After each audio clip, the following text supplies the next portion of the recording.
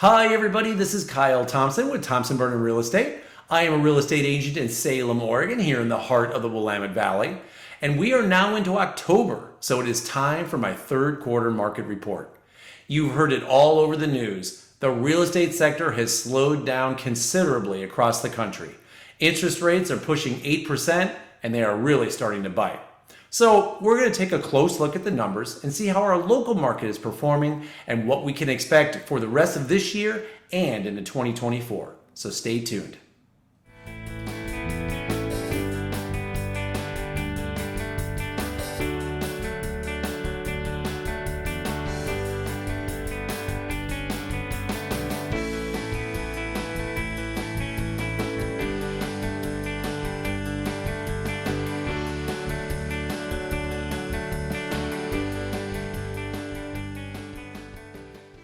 Now, first, we're going to compare the third quarter 2023 numbers to the third quarter of 2022.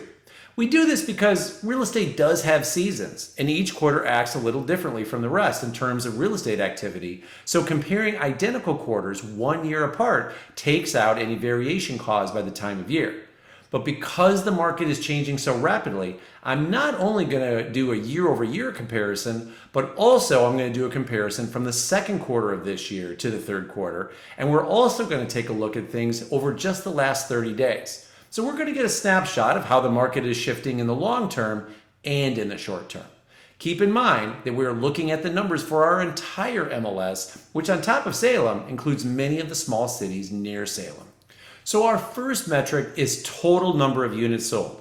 As you can see from this chart, the total number of homes sold last quarter was 1,900 units, down over 400 units from the third quarter of last year, an 18% drop. Now the third quarter of 2022 was in turn down 800 units from the total number of units sold in the third quarter of 2021. Now the third quarter of 2023 was also down 4% from the second quarter of 2023. So it was pretty flat from a quarter ago, but the total number of transactions is now in a downward trajectory for the second straight year. Next, we look at median home prices. Median home prices have decreased 0.8% to $441,645 over the third quarter of 2022. That is the first decrease in the median price since 2014 when I started doing these reports. For the second quarter in a row, home appreciation has fallen below the historic average home appreciation of around 4%. To put it another way, a 3.5% appreciation year over year is what we would typically expect. Bottom line, we had a huge run-up in prices in 2020 through 2022, and the market is taking a well-needed breather. Now, days on the market has increased from a year ago. Days on the market has gone out to 60 days from 55 days from list to close. In the second quarter of 2023, the median days on the market was 58 days. So while this number has gone up, it's not gone up a lot. And remember, between 30 and 35 days of this number is the lender doing their work, so this change is pretty insignificant. Lastly, we're going to look at the absorption rate. Absorption rate is measured in the number of days it takes to drop to zero inventory.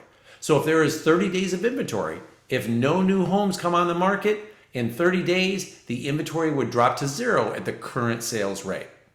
In the third quarter, the absorption rate decreased to 60 days from 63 days in the third quarter of 2022, and it increased slightly from the second quarter number of 55 days. So again, the changes are pretty insignificant. Now on the surface, you'd say, well, the market is pretty flat from not only a year ago, and also from a quarter ago. But when you look at the last 30 days, that inventory number jumps up to 114 days, a big jump. Now, remember, a balanced market where there are an equal number of buyers and sellers, you will see an absorption rate of around 180 days. So while we are still technically in a seller's market, jumping from 2 months of inventory to almost 4 months of inventory in just 30 days is a bit of an ominous sign. Now, looking at the data over only a 30-day period can be misleading because the numbers will jump around a lot over such a short period of time. But if this trend continues for the next few months, we could see the market shifting to a buyer's market for the first time in a long while. So what conclusions can we draw from all this? Well, just like last quarter, the data shows the number of transactions decreasing significantly, but the inventory is low and staying low. Many folks think we're in for a subprime crisis level of price adjustments. Not going to happen. Unlike the last big correction in 2010, where we had low transactions and high inventory, today we have low transactions and low inventory. As I've mentioned in a few of my recent reports, it is the lack of inventory that is stabilizing prices. There's not a lot to buy, which in itself keeps prices higher. But even the low inventory has a limit on how much it can support prices. If interest rates get to 8% and stay there, prices will come down. Folks just can't make the mortgage payment with rates that high and home prices where they are today. And we are already seeing this effect. Over the last 2 weeks, we've had 6 homes go under contract, a mix of buyers and sellers. Of the 6, 4 of the homes had at least one price drop. The other 2 were at asking price. But it's a trend that we're seeing more and more, where homes are maybe coming on the market at a certain price, and then they have a price drop or 2, and then the house sells, not in the first weekend with the original price. Now, the only homes that are selling quickly are completely move-in ready homes in great neighborhoods, homes that need nothing. Everything else is either sitting on the market or the price is coming down. I would say that if you are a cash buyer with no contingencies, you are in as good a negotiating position as you have been in over a decade. You are the buyer that every seller is looking for. So how deep will this correction be and how long will it last? Well, because such a high percentage of homeowners have mortgages below 5%, inventory levels are expected to remain low throughout 2024. If interest rates stay in the high 7s, prices will trend downward, albeit slowly. If the rates drop a point or so, like they did last January, prices will likely stabilize and not move much up or down. Low inventory is a problem that is not going away anytime soon.